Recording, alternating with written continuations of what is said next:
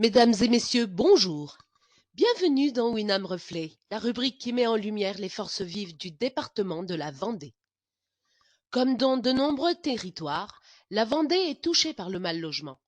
En effet, il est de plus en plus difficile de se trouver un appartement ou une maison à louer en raison, entre autres, d'un parc de logements insuffisant. À La Roche-sur-Yon, nous sommes allés à la rencontre de Daniel Cossard, dirigeant de Maloca. Passionné par le domaine de l'habitat, il a impulsé dans la ville une nouvelle dynamique en la matière afin de pallier à cette problématique qui est de plus en plus prégnante aujourd'hui. Reportage. L'habitat est un terreau sur lequel planter des idées nouvelles, faire émerger des valeurs, induire des comportements plus vertueux. Il nous revient à tous d'y participer. Raconte-moi un petit peu cette aventure. Eh bien, écoute, l'aventure a commencé, on peut presque dire, par la fin. Je m'explique. Pendant plus de 15 ans, j'ai fait de l'immobilier à Paris. Et puis après une quinzaine d'années, je me suis dit, tiens, c'est peut-être la fin du procédé. C'est peut-être la fin du processus. Et je me suis séparé du plus grand nombre des biens que j'avais à Paris. Et puis, à l'occasion d'une visite de La Roche avec ma famille, toute ma famille est là, finalement la ville a tiré un petit peu mon attention. Et puis à l'occasion d'une autre balade, je me suis dit mais en fait c'est là qu'il faut que je sois quoi. Et puis simultanément, comme j'avais arrêté les activités immobilières à Paris, ça m'a permis de me rendre compte que mais non, mais en fait j'aime ça. J'aime l'immobilier, j'aime l'architecture d'intérieur, et puis j'aime l'habitat en général. Je trouve que l'habitat est extrêmement structurant dans nos vies.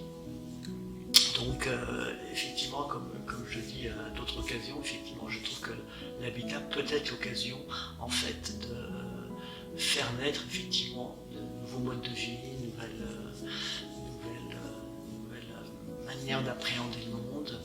C'est effectivement un point de départ un petit peu de nos vies, je trouve. Donc c'est comme ça que l'idée est venue. Du coup, je me suis dit, ok, je vais repartir de plus belle, mais je vais faire aller le concept de la location plus loin avec cette dimension justement de responsabilité.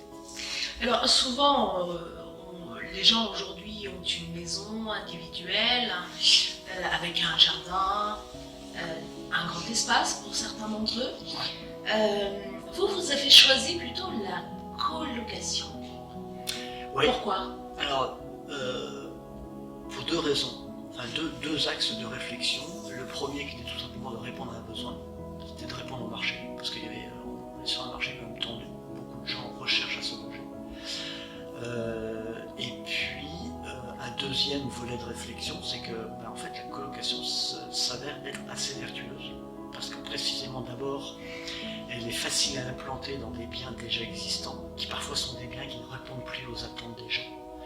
Donc c'est pratique de s'approprier ces biens pour en refaire, les reformater sous forme de colocation. Donc en fait, c'est-à-dire qu'avec du vieux, sans avoir besoin d'aller chercher énormément de ressources, on offre finalement des nouveaux modes de location qui sont assez vertueux parce qu'on mutualise énormément de choses. Alors, vous parlez de vertueux. Lors de notre visite, vous recyclez les matériaux. Ouais, autant que possible. Alors, alors c'est pas non plus une stratégie absolue, mais on a des déchets neufs, donc je m'explique, parfois on coupe un plan de travail, il reste un morceau, et le morceau fait une étagère, par exemple. Et puis on recycle tout simplement effectivement des déchets. On a une table ici à côté qui est purement et simplement, alors c'est pas original, mais ça le fait toujours, c'est une palette qui a servi à livrer en fait des équipements dans la maison, qui est devenue une table basse qui fait tout à fait le travail. Donc voilà, il y a effectivement cet axe de vouloir pas absolument tout recycler, mais être économe, là encore en ressources. Il nous appartient que le monde de demain se construise aujourd'hui avec vous. Monsieur Cossard, quel est l'avantage d'une colocation pour les personnes? Alors pour les personnes, l'avantage de la colocation, c'est du co-living d'ailleurs. Ma langue est un peu accrochée, je parle plus de co-living. Alors on est sur des différences sémantiques subtiles.